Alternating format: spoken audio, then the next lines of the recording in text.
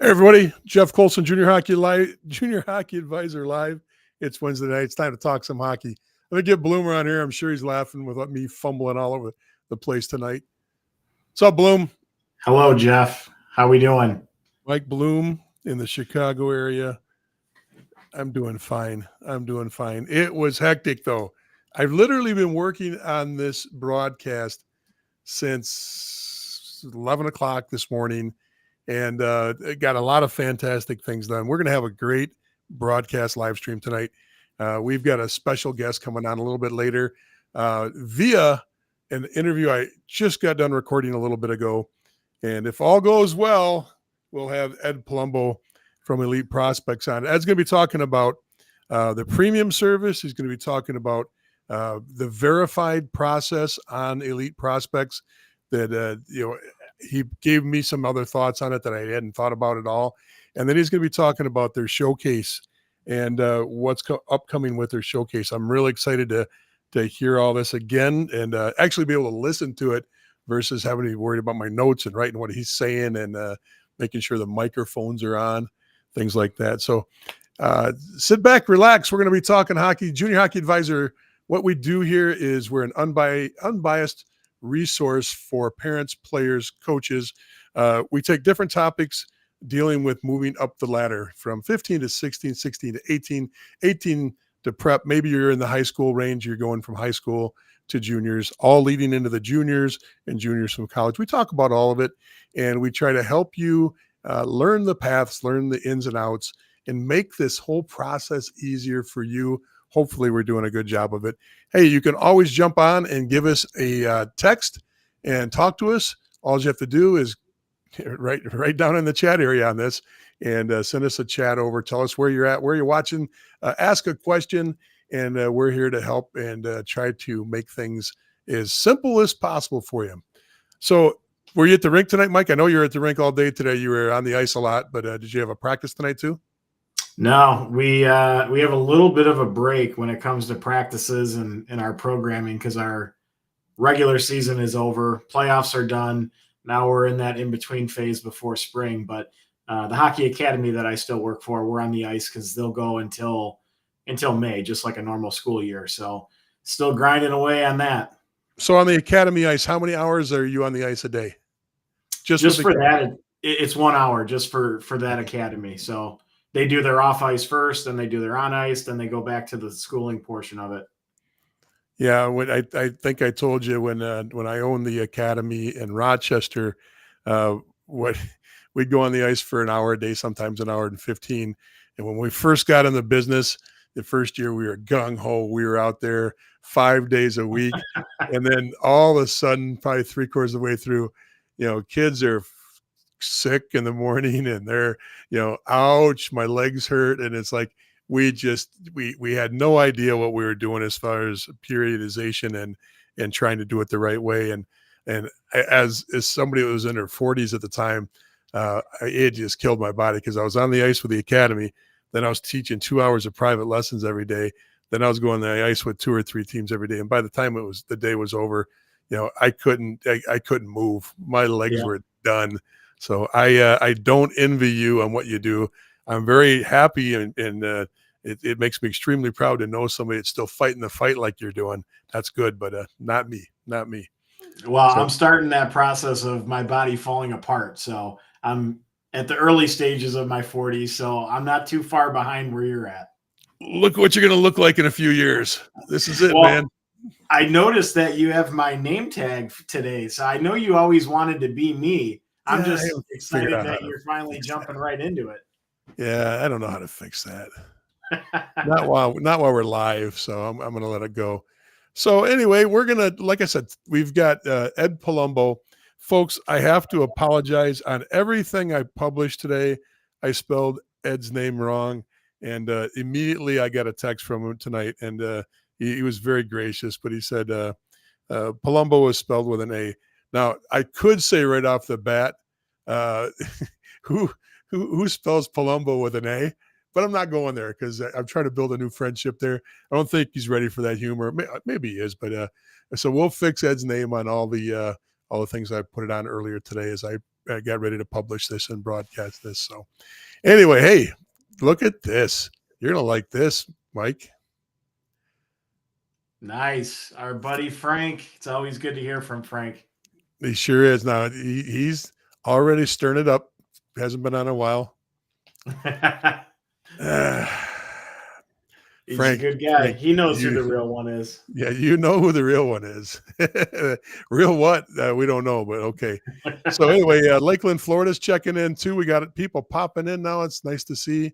Home of the Tigers. You know, I was just down in Florida last week, and I got a chance to go I was down in Naples, so I went up to Fort Lauderdale and caught the Boston game and got to go to the Boston Fenway Park South, I think they call it Fenway South. And as a Tigers fan, you know, it's one thing to go down and see a game, but it was still cool to go down and see a Boston game and experience it down there. And it was, it was eerie. It was eerie, Mike. I got to tell you, it was eerie because the average age was probably 73. I felt like a spring chicken down there. I felt like I should be out running the base pass myself. That's how old the crowd was. So, well, you're a young 72. You know? Yeah. Okay. Just keep coming tonight. I'll let you come as much as you want. So, but I had a good time. All right, let's see what we got. Look, tonight's alumni night from our first year. Good to see John on, and it's been a while from the Sonnedecker family, and very cool. Good to see you, John. Awesome. So anyway, let's get talking a little bit. We're going to get a little bit later. Like I said, we're going to jump on and do some video that we normally don't do, but we had to do a pre-recorded interview to get this done, but I'm going to let that wait a little bit. And so, Mike, you and I talked earlier today, and we talked about all the different topics that are coming through on the Facebook discussion group. And one of the things on the Facebook discussion group that has probably been, which is, we have to forget there's thousands of people that are coming on, or 1,000+ people coming on each month that are new, and how that means that we've got to keep the, we just can't go on to new and fresh topics. A lot of times we have to regenerate old topics to make sure people are up to speed and we're not leaving. We need to appreciate the people that have been around forever, but we also have to appreciate the new people and make sure we give them information. And one of the pieces of content they're looking for is dealing with the hiring of an advisor. And I forget, because we talk about it ad nauseum. We're on this topic all the time, but I guess we're really not. I went back and I looked at a lot of our videos just over the last few months, and we don't really get on the topic as much as we should. So I think maybe what we should do is just talk about advisors and kind of go back to basics here for the first few minutes. Yeah, and I think to your point, we constantly are dealing with answering that question. So to us, it's like, oh my God, we got to do it again. But it's like anything else. Somebody first discovers our message board or the discussion, and they join because they have a question about this and they want an answer. So it does kind of, we have to temper our frustration sometimes of answering it over and over and over and over again, because there's a lot of people that need that answer, and we haven't provided it. So, I think when it comes to just talking about whether or not you need an advisor, because that's always the biggest question. I think a lot of families, they start feeling the pressure because either, different families that are on their team that they play on have advisors, and they figure like, oh my God, I don't have one. Do I need one? Like, what do they do? How much do they cost? There's all that goes on. And then there's other people who think like, don't ever get an advisor because they were wronged in some way by whoever it is that they hired. And they're just so jaded by it that you'll never get a good experience or like you'll never get good feedback from that family about the experience that they had or the experience of having an advisor. So everything kind of lays somewhere in the middle as far as, are advisors good? Yes. Should everybody get an advisor? No. It all depends on how old you are, what ability level you are, what you're trying to gain from it, that you have to kind of work through those answers first before you know what direction to actually take it. I fully agree. I think what you hit is perfectly legitimate on the topic. I think that a lot of people forget that, well, first of all, let me address the part you said about the naysayers. There's always going to be somebody chopping at your tree. There's always going to be somebody. There's going to be somebody that's just going to try to. I call them dream killers. In a lot of the things we put up online, my written or my presentations that go up. In fact, I do a whole video on a webinar on dream killers. And dream killers are anybody that gets in your way and tries to naysay what you're doing. Mhm. And a lot of people will dream kill you on hiring an advisor. Maybe it's because, there's lots of reasons. Maybe it's because their kid's not the same level and they know that they really would, not need an advisor. Maybe they don't want to pay the money for it or can't afford an advisor.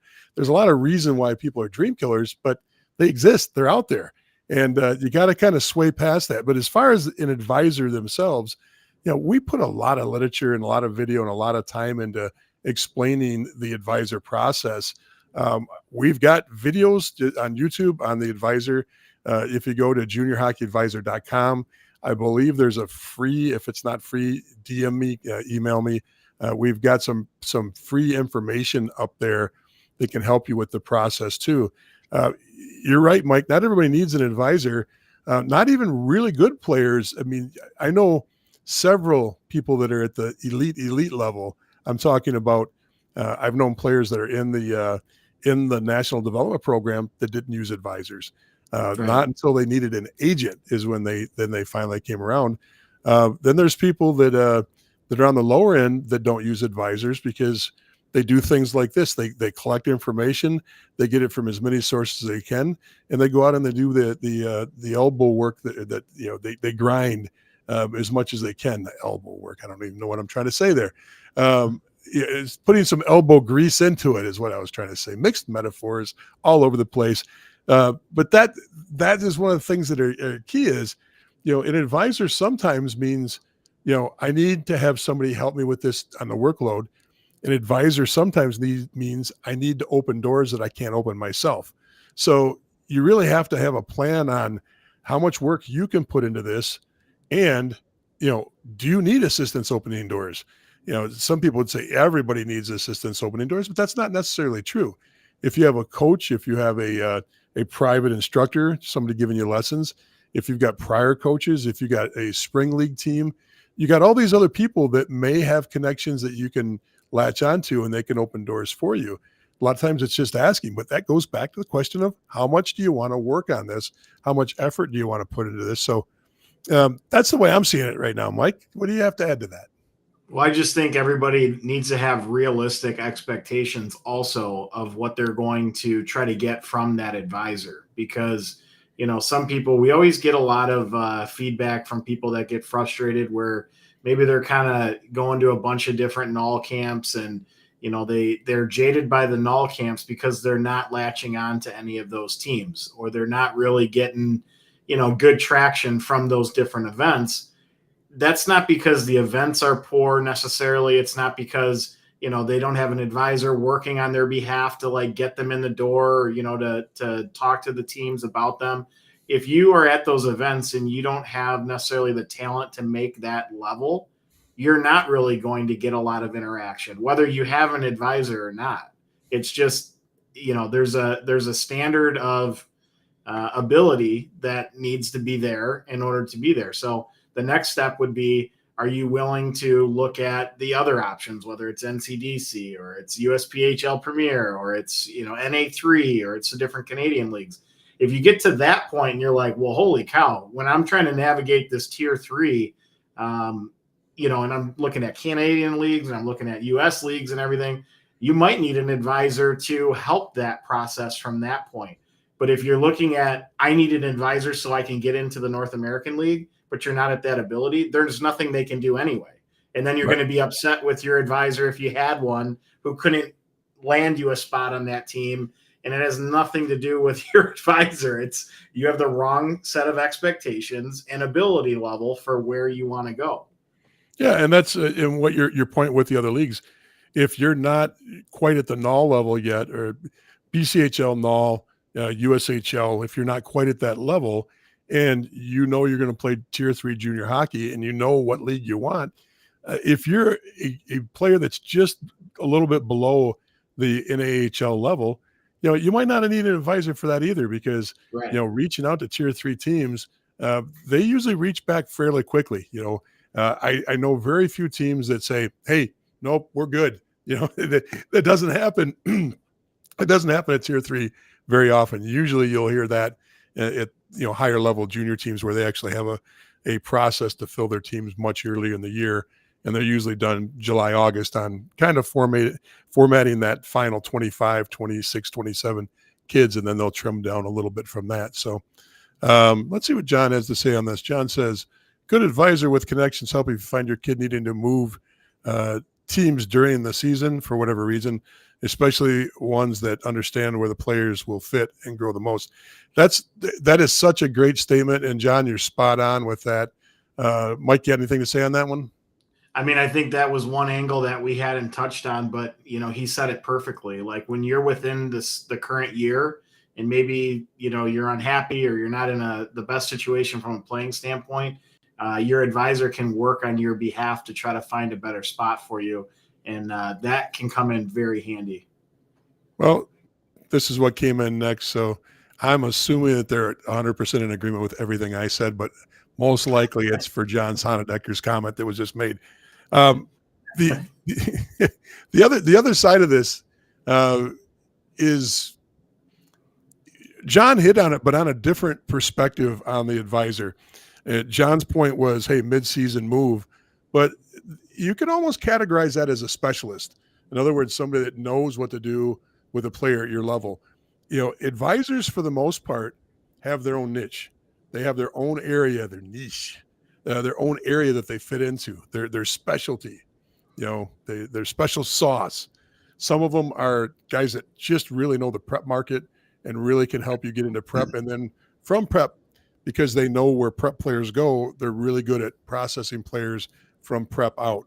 Some know the Minnesota market and know Minnesota high school players really well and know how to work with them. Some really, and this is the majority, the vast majority of advisors know tier 3 hockey. That's because most advisors, if you look at their bios, don't have high-level hockey bios. Some do. There's a percentage that do, that are D1, ex-pro. They're players that have played at that level. But the majority did not play at that level, and the majority know what their wheelhouse. So, if you're looking to play tier 3, I really would suggest finding a guy that's an expert in tier 3 hockey and staying with that guy that's in that wheelhouse. A lot of guys that will take your money only know tier 1 and they only know division 1, and they'll take you on as a client and they'll say, oh yeah, I sent out your information to you to 8 different tier 1 18 teams, or I sent your information out to all the null teams. Well, it may or may not help, because you may not be ready for that. You're a tier 3 level player. Finding an advisor that really knows the wheelhouse. So I think that's extremely important.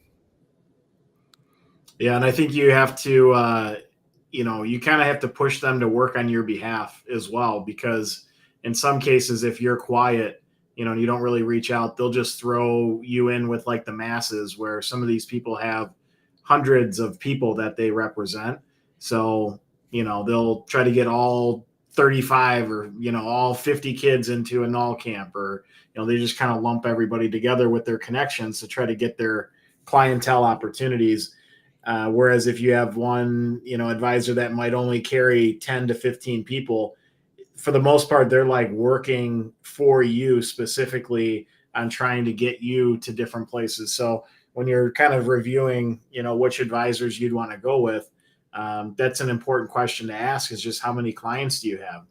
Do you want to be with like somebody that's got a huge Rolodex of people that they're working with and probably contacts, but you're probably going to get pushed in with the masses, or somebody that is only limiting themselves to 5, 10, 15, 20 kids that they represent every year, because you get a different experience with it. You sure do. And so, that's one of the major grinds I have on the business is, here's the guy I don't like in the business. Hey Mike, great talking to you. I'm glad you want to come on board as a client. Hey, guess what? I know 3 Division I schools. I'm going to reach out to you right now. I'm going to call Shreveport, Lone Star, and I'm going to call Jamestown tonight, and I'm gonna start talking to them about you. And what they forget is they haven't even seen you skate yet.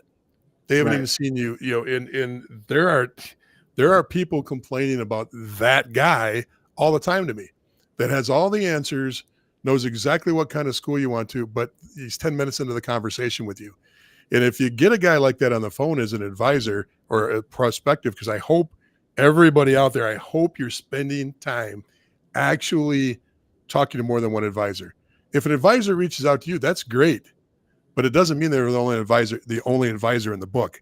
And it doesn't mean you have to go with that first choice. You really need to do your homework and ask questions. Price is not the most important thing in my book. Of course, you don't want to go out and spend the bank, but that should be part of the accountability of that person you're hiring. But what kind of contract do they throw in front of you? What kind of accountability are they going to have with you? What are they promising you they're going to do, and what are they not promising you? So those are all extremely, extremely important questions. And asking for references is not out of the norm.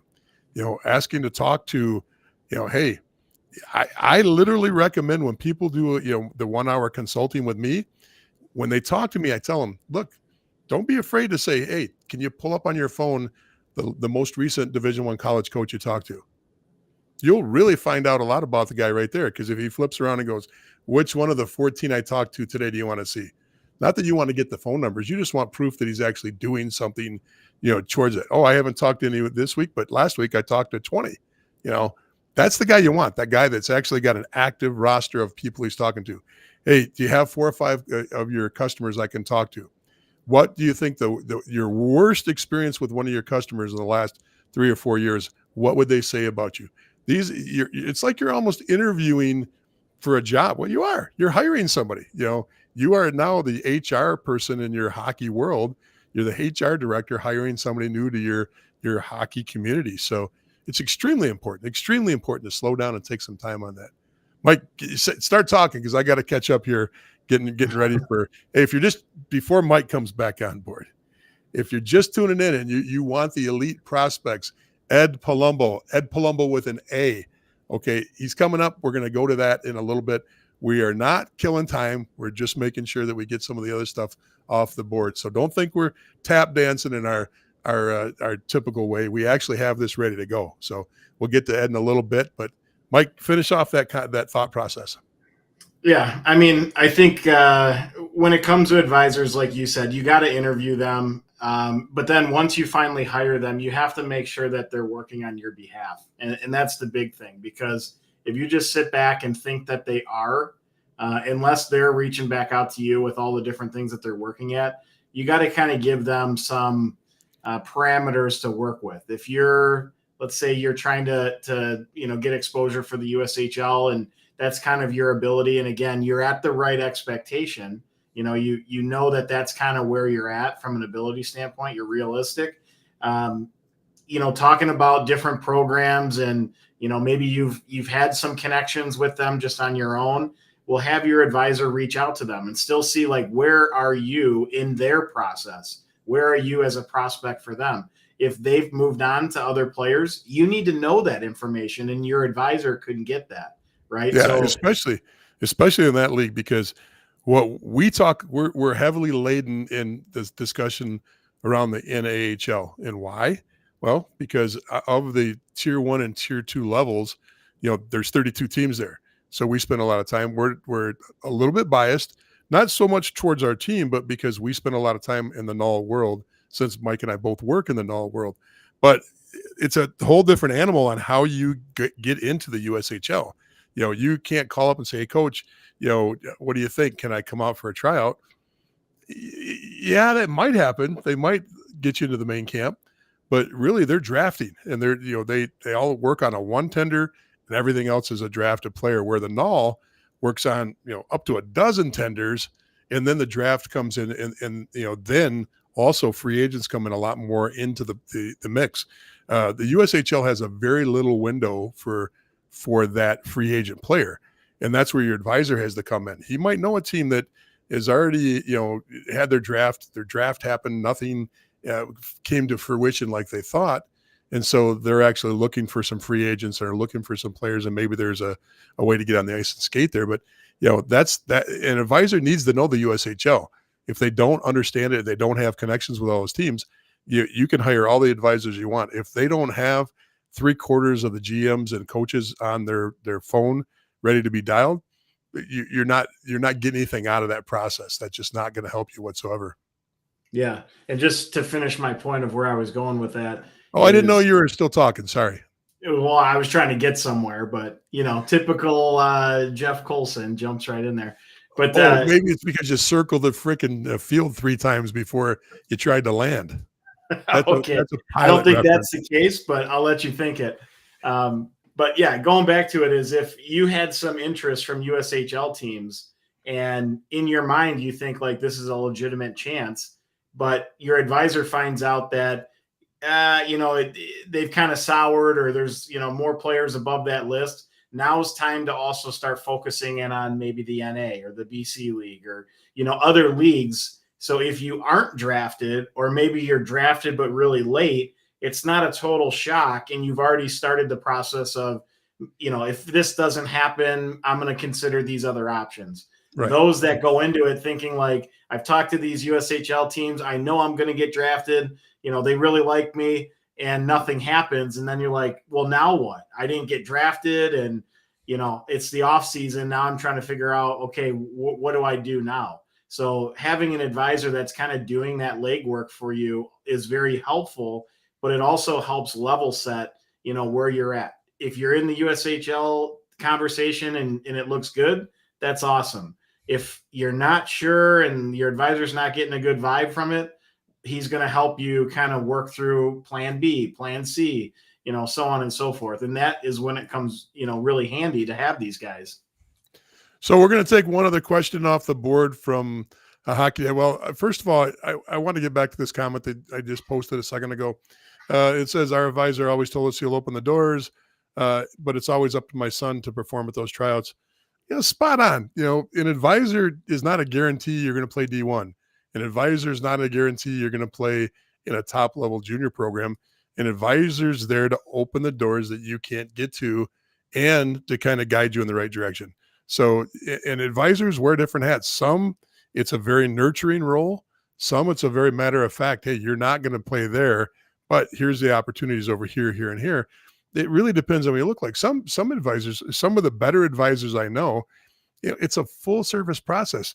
They're saying, hey, when the season's over, I want you to work with somebody on academics. I've got a name for you, or you can get your own, but you need to get your grade point up. They're talking about nutrition. They're talking about off ice performance and performance training. They're talking about mindset. They're either hey, I think you're pretty good on this as far as where your mindset into this game, but maybe your mental acuity isn't quite where they think you should be at, and they know you well enough that they're recommending somebody that can help you there. Some of these advisors have all these people under one roof. They all work for the advisory firm. So it all depends, and that's why you ask questions on these things, because if you just straight want a door open, you might be able to get a guy that's working all by himself, and he's just he's got a shack, a shingle outside the shack, and it's just that's him. Like the old lawyers that work on their own and have a little office down on Main Street somewhere, or you can get to these firms that have all encompassing services, and that's important. So. But showing up for the tryouts and showing up, of course, that performance is always on you. All right, so let's get to one more, and then Amy, I'll answer a question first. This one's easy. We don't know. What's the average cost for an advisor? I don't know if there's an average anymore, because it's I know people that are paying monthly now. I know people that pay annually. Those two options weren't out there before. You had a flat fee. And it used to be $1,500 to $3,000 was the flat fee per year. That started creeping up and started moving up into some really outrageous numbers now. But there's a lot of people that are working monthly and annually. I like the monthly and annual for most people, because that allows you to say, nah, this isn't working out, and have an out. You have a way to get out of the contract. And if I'm an advisor and I'm getting paid monthly or even annually, I've got to perform, or I won't get you for the next month or the next year. So any thoughts on that, Mike?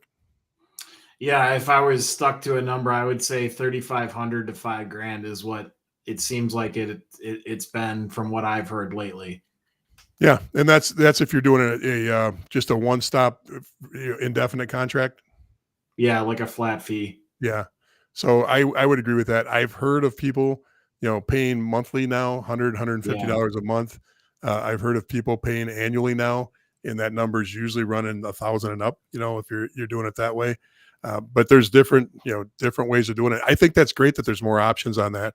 So, but honestly, it varies so much. And Amy, it is definitely a market that fluctuates, and it depends on how desperate the advisor is for business too.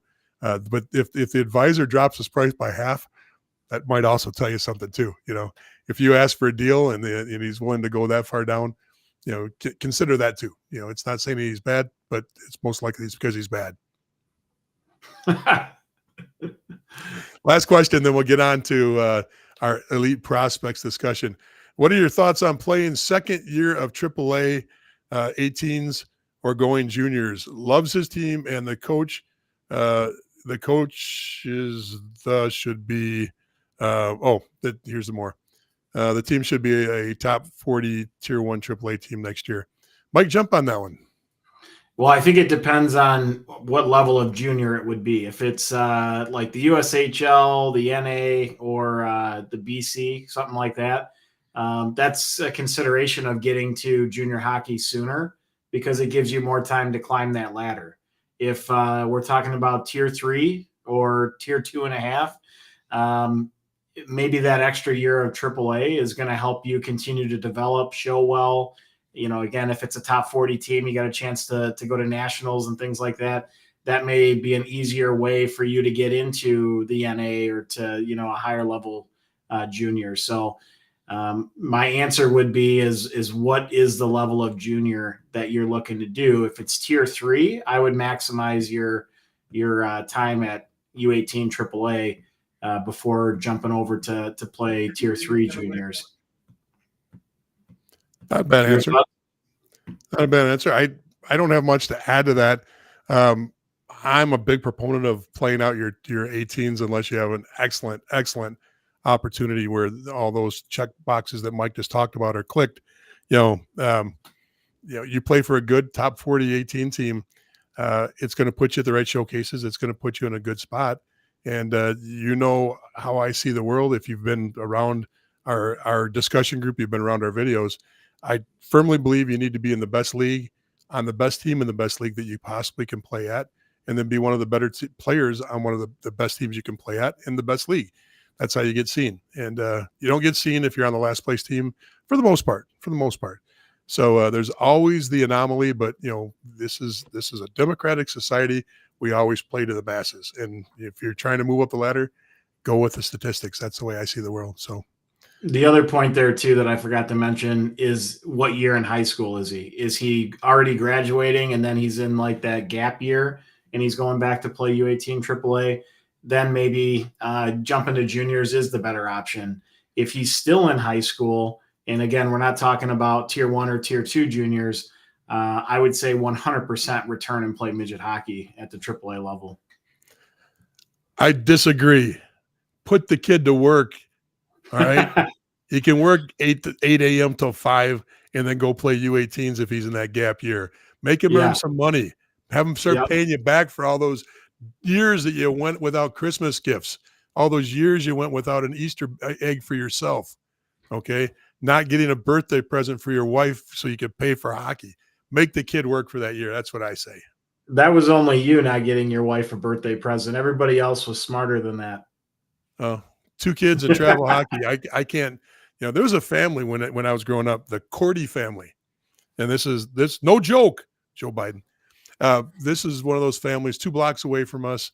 Actually, this is from my grandparents' house because I spent just as much time at my grandparents' house that I did with my house. The Cordy family, 18 kids, I think it was. The number was crazy. You go over to the house, I'd go over there and eat, and they would never even. They fed more kids that weren't their kids because they ate in shifts, and about 9 of them played travel hockey. And I'm thinking, how in the world do you have that many kids? You got to pay. Can you imagine having to pay for half? Let's say you go out to play hockey and you have to pay for half your travel team. That's the equivalent. I just, it amazes me that family was able to pull off the things that the Cordy family, just bless them. Good Catholic family. And, so, all right, let's get on. Sharing. Hey, you're always welcome. All right. So what we're going to do is we're going to bring Ed Polumbo on. We're going to do the, my interview with him from just a few minutes ago, wrapped up. And what I did was I put it together. It's going to talk about elite prospects. And then the second half is going to talk about, it's not that long. It's a few minutes long, just 10 minutes or so. And the second half is going to talk about their showcase that's coming up in April, I believe. And we'll put the link to this in every one of the sites that we have these broadcasts, this live stream. So don't worry about it. I will put this out and publish it for you. And hey, we should have some fun with this. So we will be able, Mike and I will both be on and be able to actually comment while the interview is going. We'll be on the comments and we'll be able to respond to you on the comments. So let's get on with it and enjoy the show. Let's see how good I do at this. I don't have high hopes. Yeah.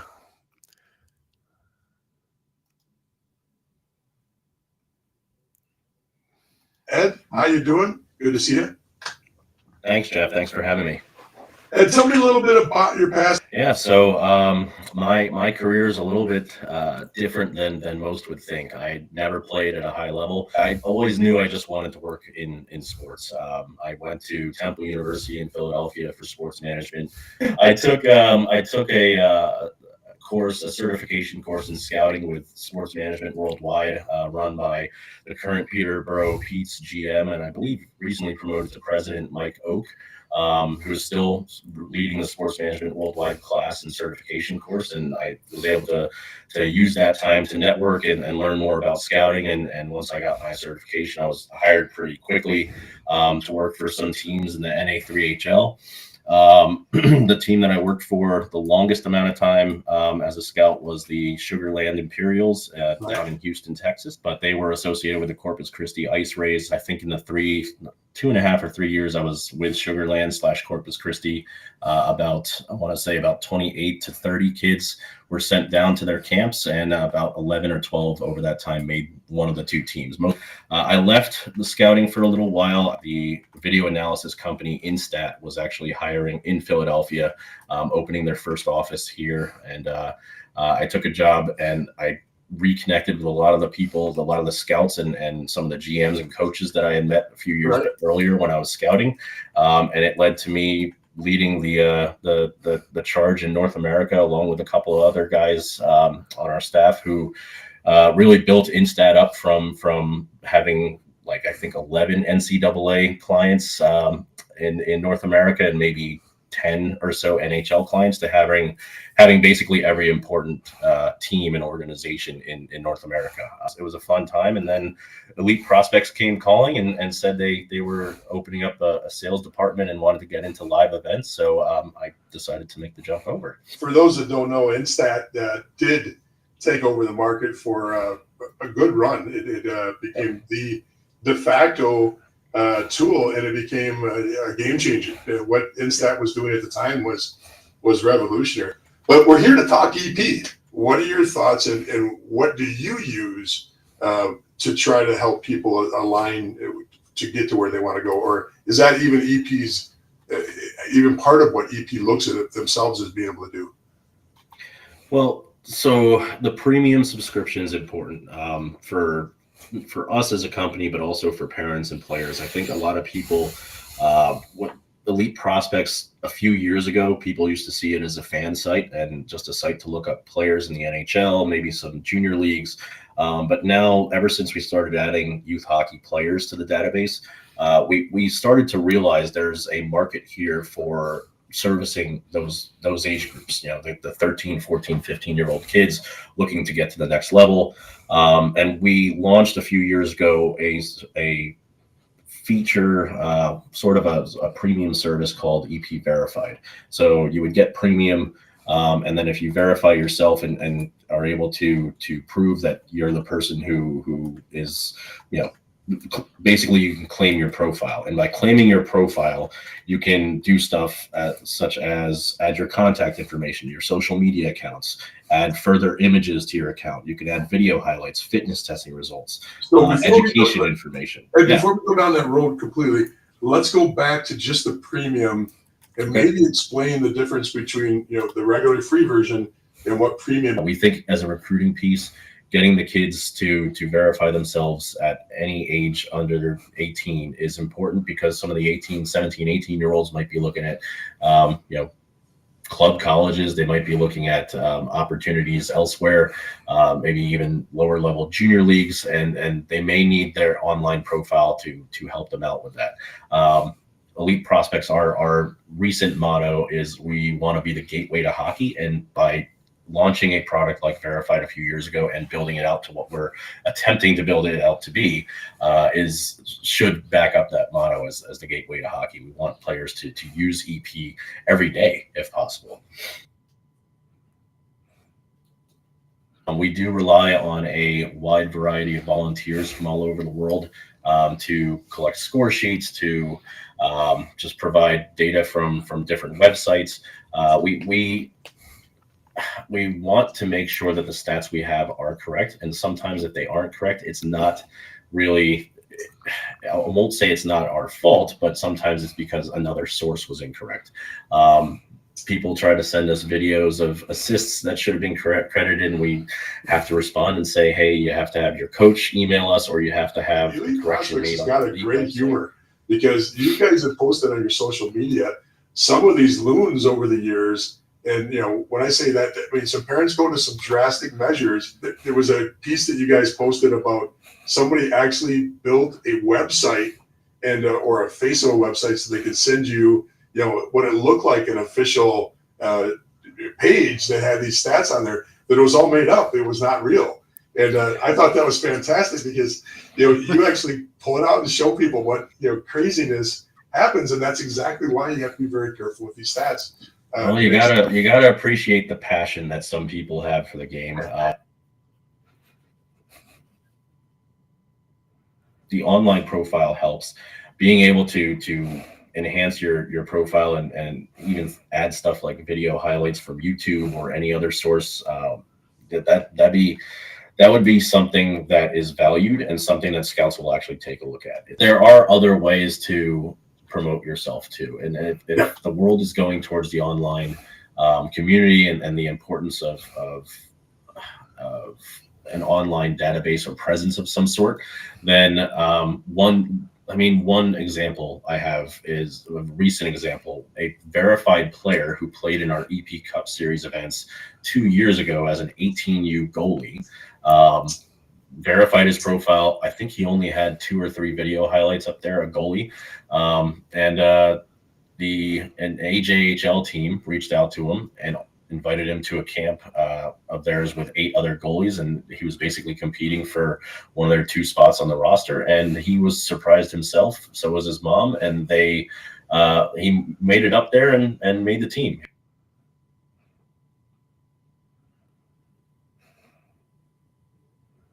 So so the 2024 Elite Prospects Pre-Draft Invitational is scheduled for April 11th through 14th at Michigan State University. I do see all the Michigan stuff in your background there. So the event basically, for the past 3 years, this is our 3rd year doing it. We've put together first-year draft-eligible 15-year-olds. So this year it's the 08 group.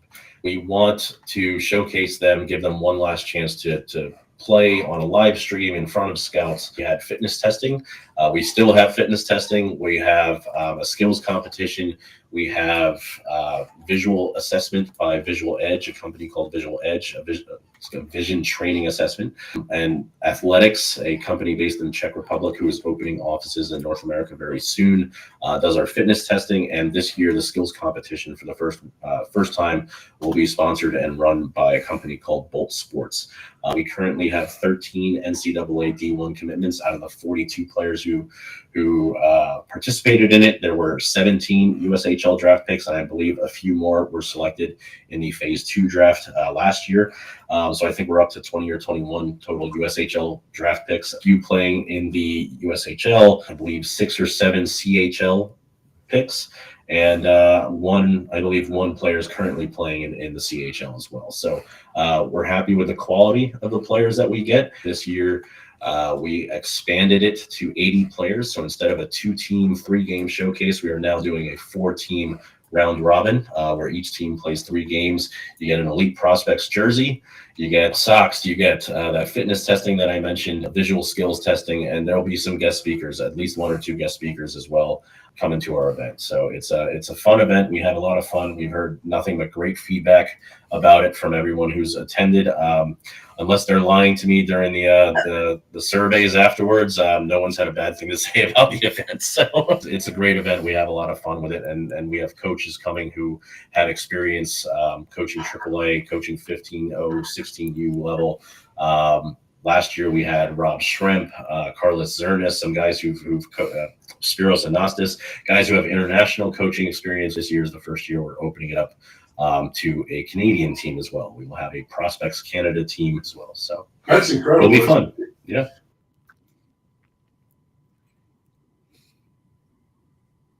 So anyone can apply right now. We've received over 250 applications for 80 spots. A lot of goalies, a lot of goalies have applied, but the 80 spots, like I said, we'll have 1 Canadian team, 3 US based teams. The goal is to bring in players who are likely to get drafted or really feel like they're playing at a high enough level where if they haven't been spoken to by teams at the USHL, the OHL, QMJHL, if they haven't been spoken to by those teams, they feel like they should. And this might be their last chance to get a look. So we're looking for elite 2008 born players, and our coaches, actually, we have weekly meetings and we review the applicants, but the process is easy. You click on the link that you guys are going to post, and you apply. Within a couple of days, our coaches should be able to review that application, and we're still making decisions. I think right now, out of the 80 players, we've only sent acceptance letters to about 45, 50 of them. So still waiting on some responses back. But we want to make sure that the right players are at this. We don't want anybody feeling out of place. We don't want kids to leave the event saying they didn't have a good time or that it wasn't right for them. We want to make sure that it's a high quality event with players who want to get to the next level and have that drive and intensity and passion for the game. Ed, I want to thank you so much for coming on. This has been a whirlwind of information. Well, thank you for having me, and looking forward to more conversations just like this. Good evening, everybody. Jeff Colson, Junior Hockey Advisor. Until the end, it was going good. Too many Jeffs. Until the end, it was going good. Then I started it over again by mistake. So, hey, what do you think? Any good information? I loved it. I think, honestly, I probably go on to Elite Prospects no less than 50 or more times a day. So having, the things that we do, not only for scouting and, for me coaching and everything else, I'm on it all the time. When we have our consulting calls with families and things like that, a lot of what I do is showing people how to gather that information themselves. So maybe they don't have to hire an advisor or different things like that. So I use it all the time. So for anyone that's listening that hasn't really adopted that as part of their practice of like looking at it and even knowing how to look at it, spend some time, because it is such a useful tool that, like I said, I was on it while we've been on this podcast, because there's different things that happen that I'm looking at and whatnot. So what a great tool, because like he said in there, I think when it first came out, it was kind of like Hockey DB, which a lot of people are familiar with, especially when it comes to NHL and stuff like that. And it like completely changed from being a site where you just kind of looked at your favorite players in the NHL to like a tool to help you navigate your path now. I think Ed was fantastic. He's monitoring right now. He just popped on. I saw the comment come across. I appreciate that. Ed will tell you that we were on the video doing the interview for a lot longer, by like 8 times longer than what that I trimmed it down to. It took a long time to trim all the good stuff out. But just to give you a context on this, you know, they are looking for 80 players, and their track record is extremely high. I mean, you talk about the numbers that they put to the next level out of that showcase, or the amount of good players they bring into the showcase. Just depends on perspective there. You know, they're getting a lot of great people there. And you know, he mentioned Robbie Shrimp. Robbie Shrimp is a Western New York man now, over in China, working as a coach over there, or a skills development player, or coach, I should say. Maybe top 5 hands in the world at his prime.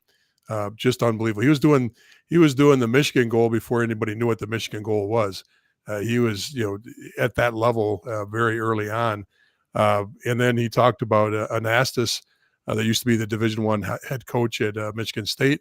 Once again, you know, he's over coaching the Chinese national program, I think, now, but he was an AHL coach, big in hockey in the Michigan market, and of course, you know, the head coach at Michigan State.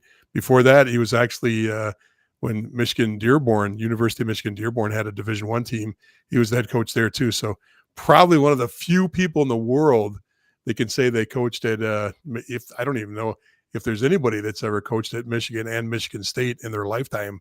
I've never heard of it before, you know, coaching those two names, those two brands. So, and just, I told this to Ed earlier today. My claim to fame is I went up against Anastas twice, beat him both times. Just, I'm not saying anything but that. It's not trying to brag, just the way it is. That's great. That's great. Let's see. And I know I just jumped back on and said, Shrimpy was running part of our skills competition. The kids were completely in awe about his hands and his overall skill, even retired. Yeah. The guy's unreal. The things he could do with a puck. And hey, you know, to be honest with you, there's YouTube videos out there. You can go out and watch some of the things that Robbie was doing. Especially, I believe it was the AHL skills competition. May have been the NHL skills, but I think it was the AHL skills competition from a few years back. And he's on there doing some crazy stuff. So he's like a shootout specialist. He's unbelievable. Teams should have specialists. I was just in a conversation about this the other day. Hockey they have to start developing more specialists. You know, and I know we got the tough guy and we got the score. I'm talking about guys not really anymore. You know, I'm talking about the guy that's brought on the team, like the punter or the backup, you know, kicker. You know, guys that are just sit on the bench and they go, okay, shoot out. Okay, that's my job. I go out there and do that. And then it just sits the rest of the game.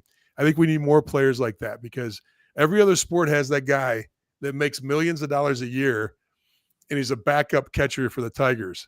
Doesn't play in any games, just sit out in the bullpen, eating hot dogs, but making millions. We need that in hockey. You got the backup goalie, but they still got to work. They got to go out there for still a third of the year. You know, we need that guy. Expand the rosters, start putting the specialty guys on there. Maybe they don't even have to dress until overtime. They just go out and, you know, sit in the stands and come in at the end to save the day. You know, are you trying to create a market for all the TikTok stars to actually make the NHL? Hey, you know, there's crazier things. Look at, I'm watching that show with the Formula One drivers. It's like they've got guys in Formula One now that learned their craft. They only raced online, and they became a simulator. Yeah. Well, they're gamers. They actually, you know, have their whole setup kind of like we have in our houses with for doing live streams, but they game on these tracks, and then you got to watch it. It's on Netflix. I can't remember the name of the show, but it just talks about these athletes. Like Drive to Success or something like that. Yeah, it's about the Formula One guys. And it was some of the better drivers that actually have rides, you know, in Formula One, which there's only 20 guys in the world that drive Formula One, making huge money. And you know, they started out the year before, or the year before that, they're online, never been in a car, never stepped into a Formula One car, never raced on a real track. That's crazy. That is really crazy in our sport. We need the guys that, you know, find a way to add to the roster without ever playing hockey. We got to find some way to get those kind of people in our sport. Maybe they're good bench guys, just rah guys. There's got to be cheerleaders. I don't know. I'm trying to cover you, man, because every time you talk, we lose 10% of our audience. I like when you were talking about your conversation with Ed and you said it went 8 times longer. I know why it went 8 times longer. So it's funny you say that. I deleted all of my talking out of the interview. Exactly. That's why it was so short and concise. Shut up. Nobody asked you. Okay, what do you think, folks? Did you gain anything from that? Did bring in Ed on? I sure would. I mean, it kind of went quiet. I know we got a nice audience still there, but we lost some comments coming up here. Let's see here. Premium account for both my son and easy to use for both my sons. That's good to hear. So anyway, if you got some comments or questions, throw them up. We'll get them answered. And if it's not, you don't want to hear us talk, we'll try to get Ed to comment, or we'll bring on somebody else that from Elite Prospects to answer the question. Anybody? Bueller?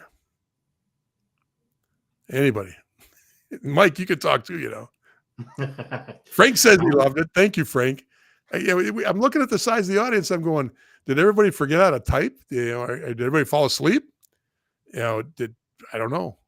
I thought it was entertaining. Well, definitely. And I'm not talking about the interview. I'm talking about since the interview. Your drive for success, Formula One talk. Come on, now you can't always be in the hockey world. You gotta be well-rounded. You know that. That is true. Are you watching? What's the one that follows around all the PGA or live Full golfers? swing. That's Full pretty swing. good too. Spot on, man. Love it. Yeah, Love it's it. good. Anytime you can see what's going on in an athlete's, and that's the thing that just is so cool about this season of Full Swing is they're really delving into the mental side of all these guys. Right. They're talking about the guy that can't even freaking hit the ball straight. And then when I talk about that, it's with his putter. It's the guy that took his shirt off in the waste management tournament a couple of years ago. It was, running around chugging beers. Now the guy can't, you can't make a cut anymore. And they're talking about Spieth and they're talking about Thomas.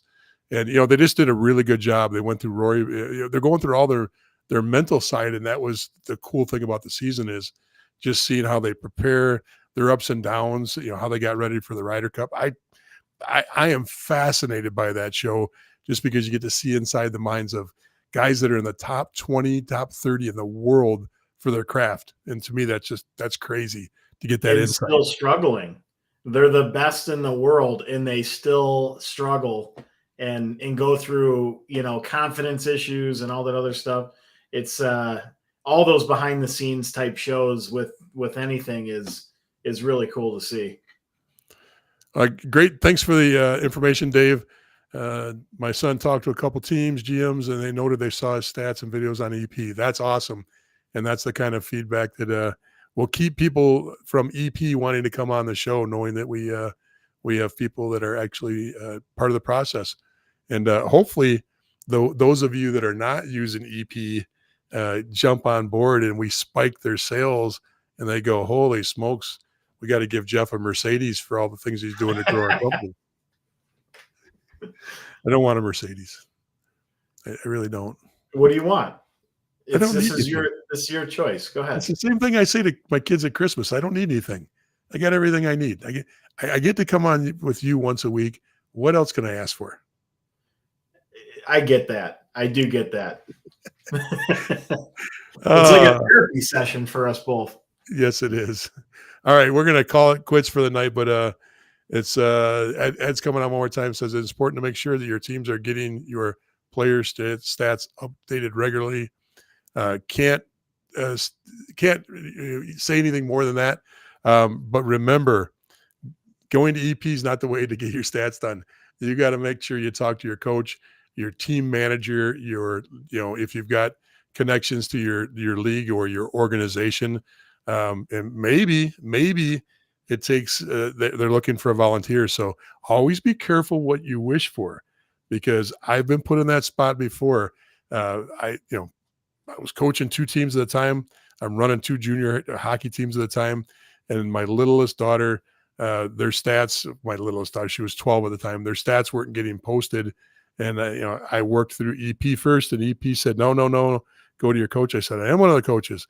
Didn't know anything about how to get it done. So after talking to the league, talking to EP, talking to our organization, somebody got volunteered to post the stats, and it wasn't that hard, but I wasn't looking to add something to my game. So be careful what you ask for when you're out there seeking to get that one assist or that your goals against down by 0.0003 because they missed 3 saves in the last game.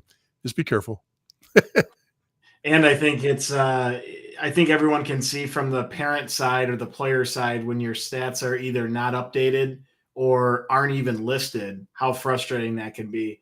But Absolutely. from my perspective and your perspective, when we have players that we're trying to track and there's no information listed for the current year or any of that stuff, it could even be just at the beginning of the year, what team any of these players ended up making. But then as the year goes on, like how they're performing, it's so incredibly frustrating to not know where these kids are from a point standpoint and how successful they are for the year. That it would be so helpful if no matter what, all of the information is in there from both sides of it, from the organization side and from the player and parent side. You see so much less of that now than you did 5-10 years ago. 5-10 years ago, you probably 30% of the players listed on the database were short of information or had no information. And, now, especially AAA, juniors, most of that information is it's not real time, but it's up to date fairly accurately. So that's kind of cool. And having a kid now playing ACHA that doesn't really give a crap about stats, it's a different world because they just don't they don't put any effort into it at all. So we still have a local Chicago AAA program here that's like a perennial powerhouse that has no stats for the year, and their year is over. It's unbelievable.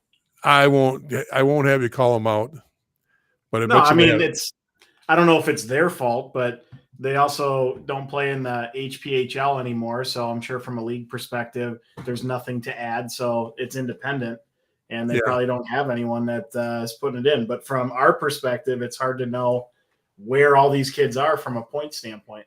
Well, you run across some coaches or some leagues that are organizations, I say not leagues, but organizations that sometimes think that they're doing people a favor by not putting the stats up because they want scouts and teams and coaches to call them to find out about their players. Well, if you haven't put anything up, we don't know what player to call about unless we've actually went out and watched you live. And then when we go to research you and find out we don't have any information, we don't know if that kid that scored 2 goals did it once or has done it 30 times this year, So not doing yourself a favor by that. So you see a kid you like and you're like, man, I like how this kid moves. He's got a good shot.